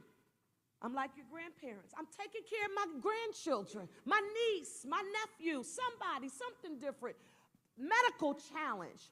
And I applied, and they said, I'm not eligible. Why? Because I'm over the income eligibility requirements. Listen, not because you're rich, but because you usually make a nickel over the income eligibility guidelines. That's not fair. That's what we call people who are in the middle. The missing middle, I would argue, is what is destroying this country. You could go to work, earn a wage, take care of your family, own a house. Slowly but surely, that's no longer becoming available for people. So when we provide assistance, it's not just give, give, give. What it is how do we give people who contributed? We shouldn't exclude you, because it's almost like we would be penalizing you because you had a nerve to have a job and go to work, but you had a nerve to get into your golden years. And now you don't have that, so we're penalizing you, and you paid into the tax base, but you need help from the city, and we say, nope, it's for everybody else except you. We're fighting that, and we're going to make sure you have access to help to repair your houses. Wellness ecosystem, support that. We talked about addiction, Riverview Wellness Village, really proud of it. Philly Home at Girard, great supports there. Pothole Squad, next slide. Quality education, public safety, mass transit. Don't you let anybody tell you anything different. SEPTA is the heart of the economy in southeastern Pennsylvania. You let SEPTA shut down, and the economy in Buckchester, Delaware, and Montco in Philadelphia, it collapses. Something I want you to remember. I know you probably use this stat in Harrisburg a lot. You all should use it too. Don't you ever forget that 40% of the revenue generated in the Commonwealth of Pennsylvania, 40%, 100, Commonwealth, 40% of it comes from Philadelphia, Buckchester, Delaware, and Montco. You're like, wait a minute, how many is it? 67 counties in the 67 counties? With Allegheny, it's 53%, Madam Mayor. If you add Philadelphia and Allegheny? 53% of our Commonwealth. So you're trying to tell me that six counties out of 67 counties generate 53% of the revenue? Listen to me. They want their roads and bridges, let them know where it comes from. And that's very important. We should and we have to. So it's important for you to know that. So when it comes to mass transit, listen to me. When it comes to mass transit, don't you ever let anybody tell you we're not paying our fair share. City of Philadelphia has $900 million, almost $1 billion in this budget targeted for mass transit. Now listen, I'm getting ready to tell you something that's also going to shock you. Because people are like, no, that's not the way it used to be. Well, it's that way now. Remember, and this is still true, you know how we have people from Buckchester, Delaware, and Monco who commute to Philly for work and then they go home? Guess what? We have a record-breaking number of Philadelphians who are now doing what we call reverse commuting. They're going to Buckchester, Delaware, and Monco to go to work. So it's not just them coming in, it's about us going there, because people have to follow the what? You have to follow the opportunities wherever your skill will take you. And so now regionally, we've become so much more interdependent on each other, and our people can't get to and fro if we don't have access to mass transit. Capital projects, extremely important. City's workforce, I don't care what anyone says. Yes, we've had to make some tough choices. I am proud that this $615 million investment in our city's workforce, this is what we will use to continue negotiating with our municipal unions. I don't care who you talk to. This is important to remember. Our municipal workforce is our most valued asset. The people who power this city. No matter what it is they do, they are our most valued asset, and you'll hear me refer to them as a part of our human infrastructure. You want to see this city shut down? Have people who are responsible for getting the hard work done not do it. So we're proud of that $615 million that we have in our labor reserve. Next slide. All of the programs that we just talked about with housing. Next slide. Homestead. Rob DeBoe, I want you to remember this. This is what I want you to remember. This is what I want you sharing with the people you know who can benefit from this, but they are not here right now. All of what we're talking about right here, Representative, how is the city of Philadelphia allowed to do this? Because the enabling authority that we needed to do it, we delivered it from Harrisburg. Right now, there would be no homestead exemption without the General Assembly. So we're forever grateful to them. What is the homestead exemption? First of all, how many people here have it? Oh, this is a good room. Somebody in here doesn't know what the homestead exemption is. If you have a house and your house is worth $150,000, the homestead exemption says when you are assessed, when we determine the amount of property taxes that you will pay on your house, that is $150,000, that is how much it is worth, you are entitled to a homestead exemption for $100,000. So if somebody is trying to measure how much you would be taxed, how much would you be taxed on? $150,000 or what? $50,000. That is important. Now here is where people usually get disappointed. And I laugh usually after they get disappointed. There is a requirement. And the requirement is you have to live in the house to get a homestead exemption. No, you can't own 5 houses and want a homestead exemption on every house. It's for homeowners. So you got to live in the house. So if you own 5 houses, you can only get the exemption on the house that you can prove you live in. Okay, you have to prove that you live in. But that is an extremely valuable tool. Our LOOP program, long-term owner-occupied program, the CAPS assessed value at 1.5 times the base value or 1.75 times if you're using the lowest assessment of up to 5 years. Why did we do this? This was Mike O'Brien when we were in Harrisburg. I was chairing the Philadelphia delegation when we did this. What was happening? Not here in the Northeast, really, but there were some neighborhoods that they didn't have a lot of growth. And all of a sudden, people began building new houses all around them. I can think about the neighborhoods in North Philadelphia that my family lived in, and they were just called North Philadelphia. And all of a sudden, people came in, they built all these different housing units around them, and Kiwanis McKinney, all of a sudden, it wasn't called North Philadelphia anymore.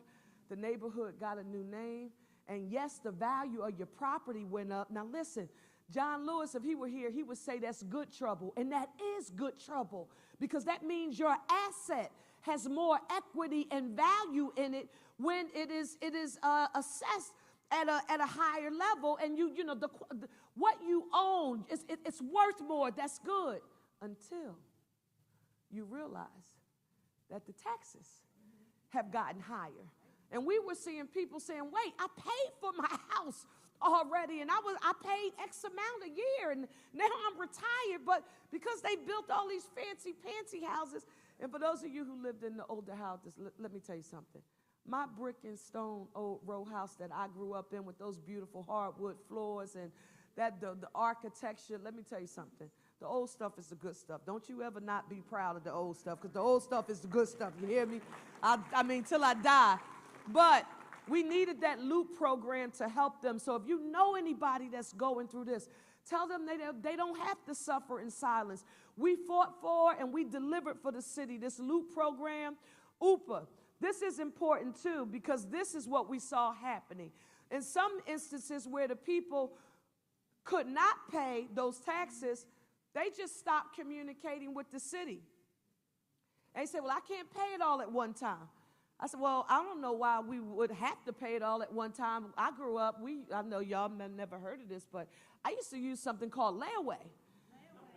And you could, okay, you didn't need layaway, but when I wanted nice stuff, I needed layaway, and it worked well for me, okay?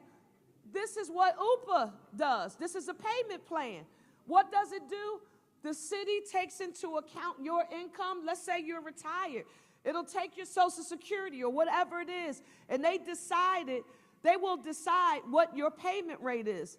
Guess what? Some people, by the time they finish making their agreement with our OPA, our Office of Property Assessment and Revenue, guess what happens? They could end up in an UPA payment agreement, and Rob, tell me, affirm this, aren't some people, don't they have a payment agreement that says 0? So sometimes people get so stressed, and you feel it, all of the pressure, but tell them don't risk getting in a position where you could lose your house over property taxes.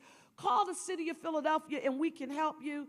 We have the senior tax freeze. Everybody is familiar with that. Well, most people are, along with the low income tax freeze, and we can provide some support there. Next slide.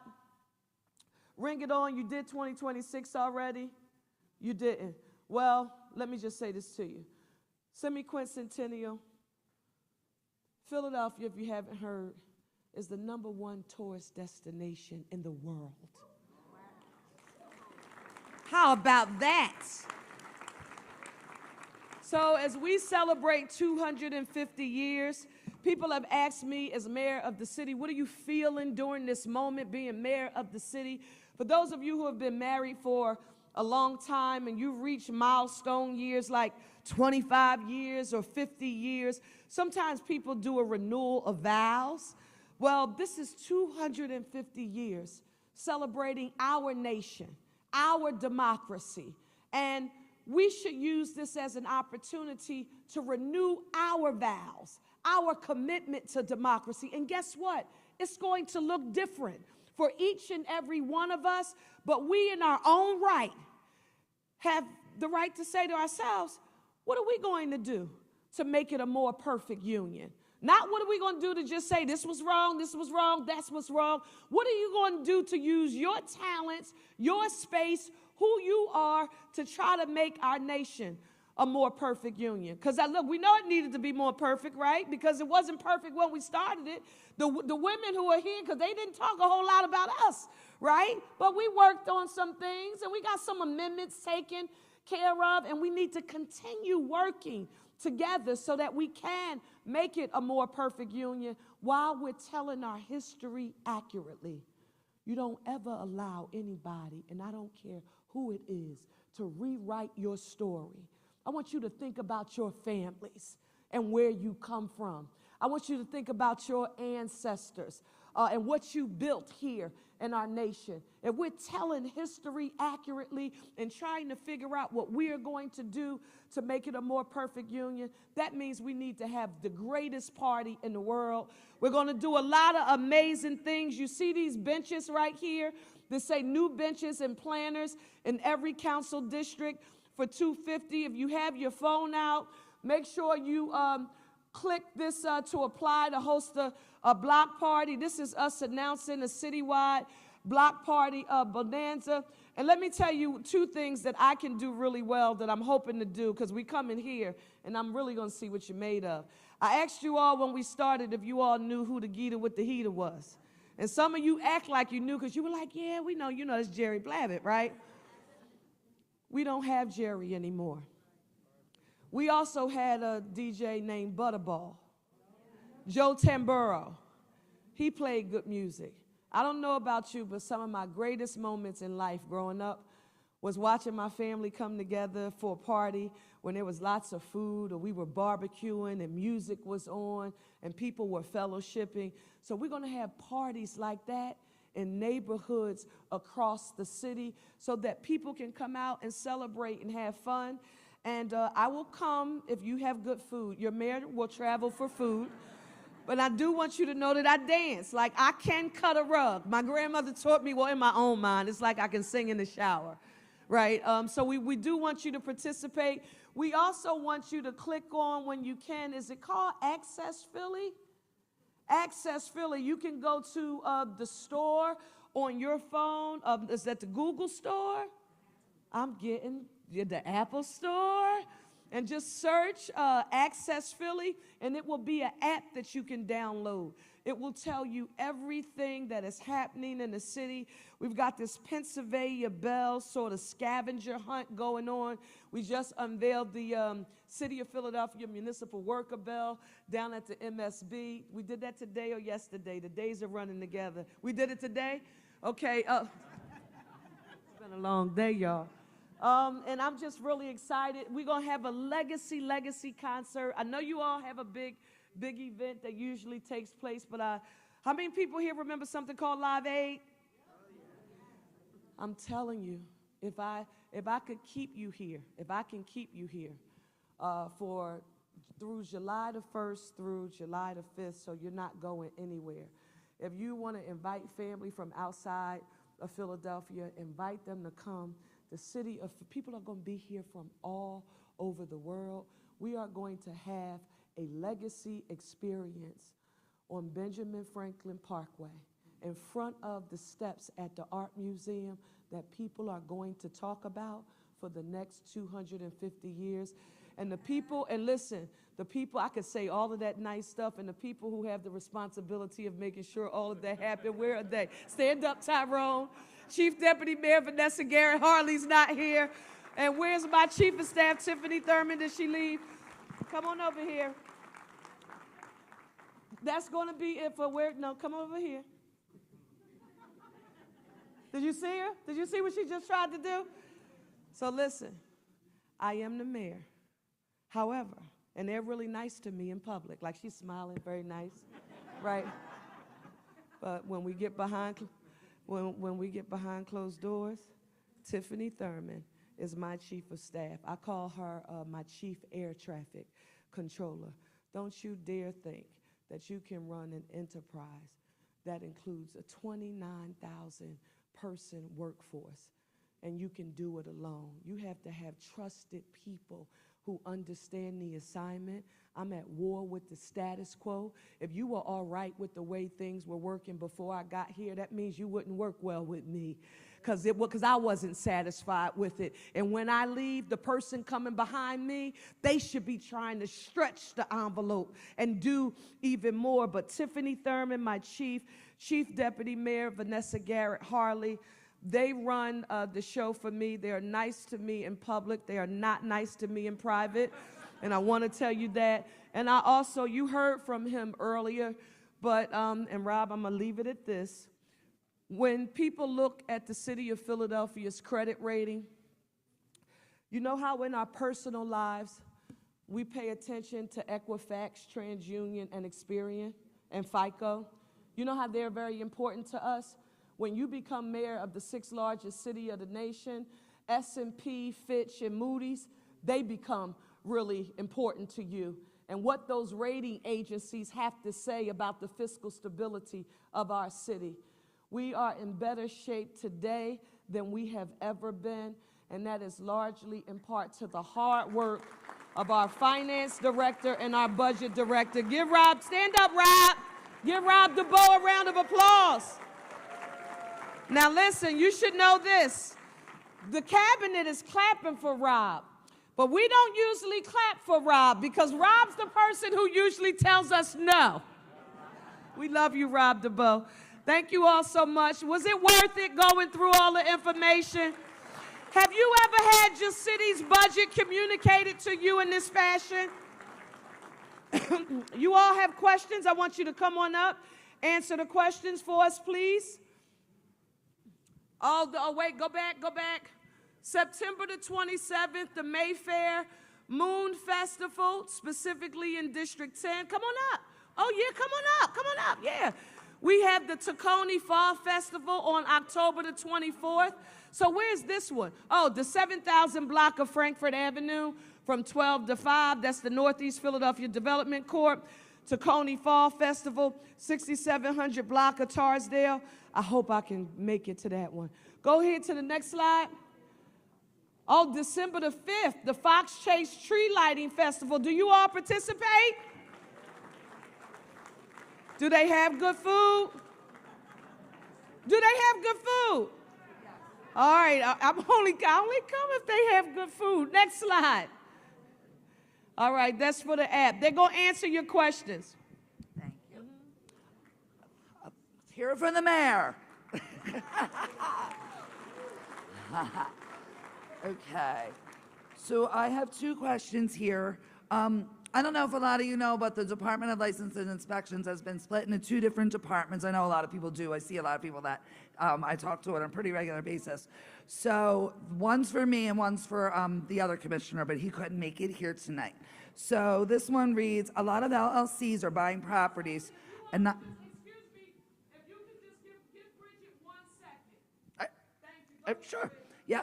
A lot of LLCs are buying properties and not ensuring that the properties are being kept up. Lawns are overgrown, snow's not shoveled by them or their tenants. What could be done by the city to enforce the LLCs to comply with keeping their properties clean and green?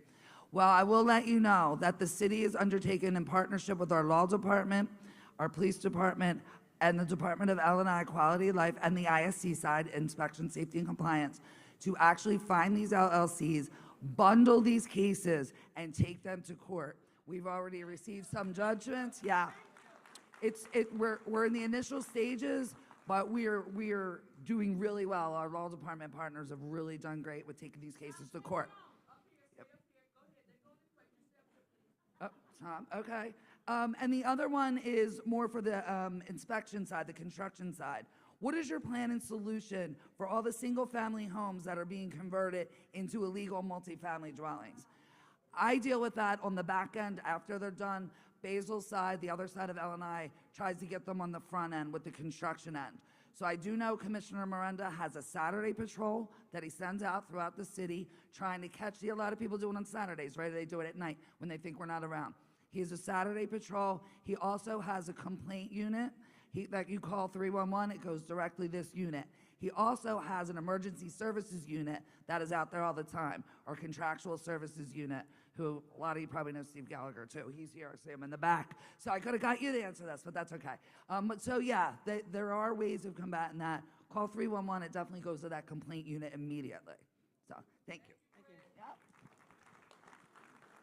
Good evening.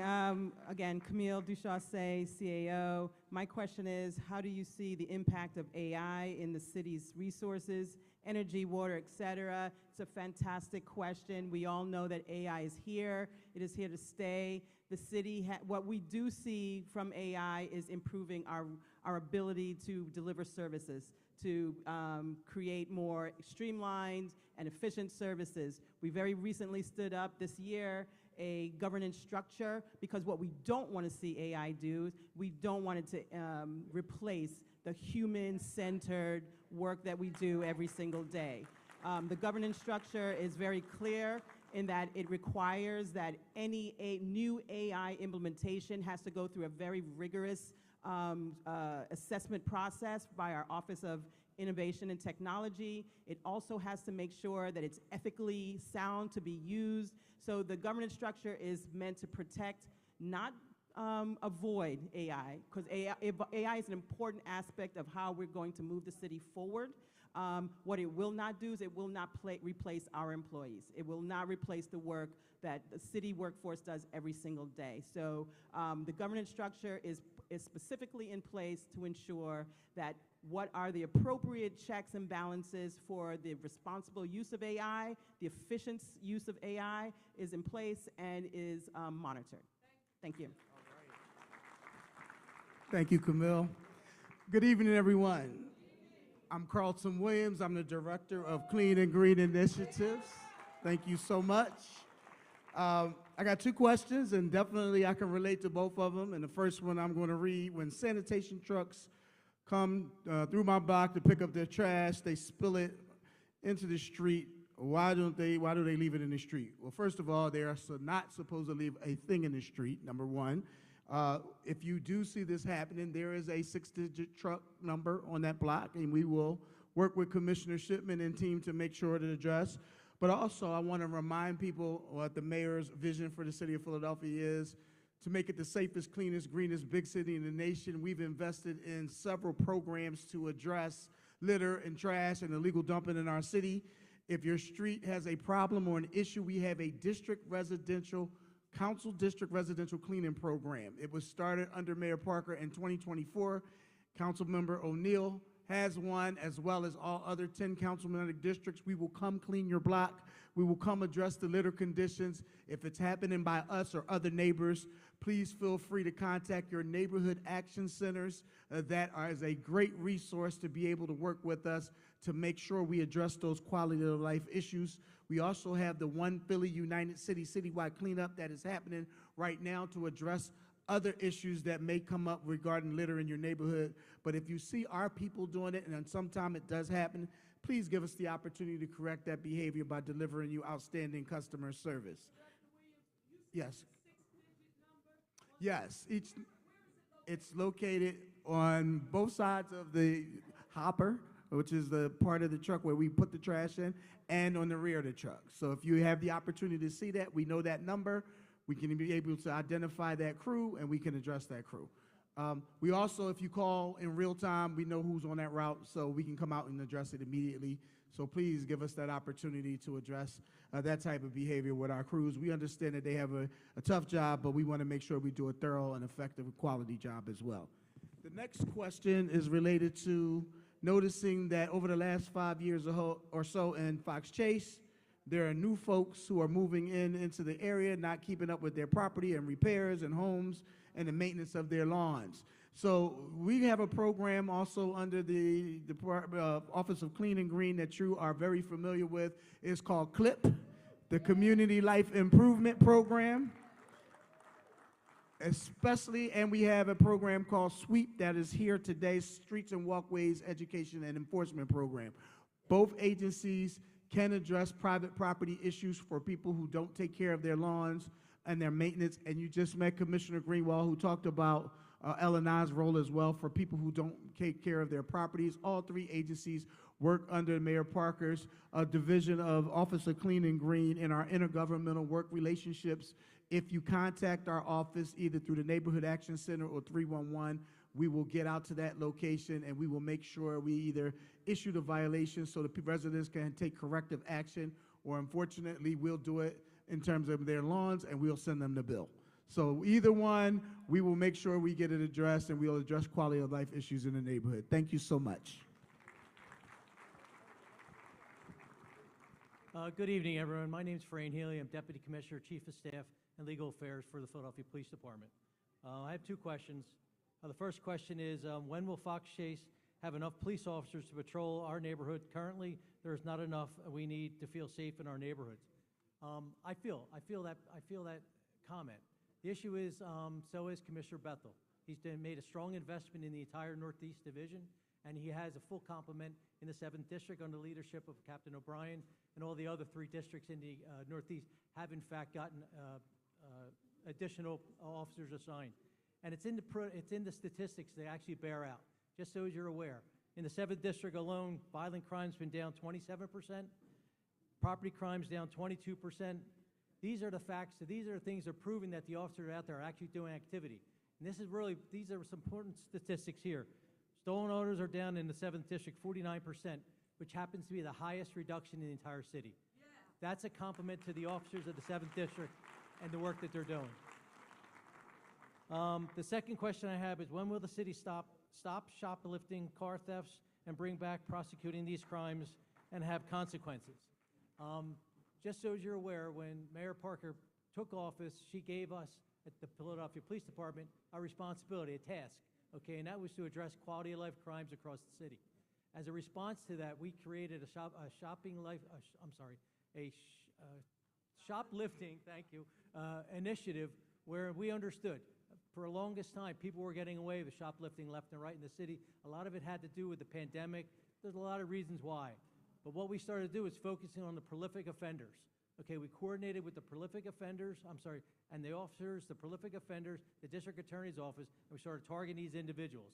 I know people don't think there's consequences out there, but there's people sitting up on State Road right now that have been locked up for prosecuting for the shoplifting. So we are, in fact, making a difference in that regard. And when it comes to the low-level crimes, car thefts is, like I said, a huge thing, especially up in the Northeast. Like, the reduction they have had is amazing. But what I want to say is the activity. This is what's making it happen. Okay, a lot of car thefts happen from tow trucks. Okay, that's just the reality of it. The tow truck stops in the 7th District themselves have actually increased over 271%. The officers are out there doing the job. They're doing the work, and that's what's making the difference. Thank you.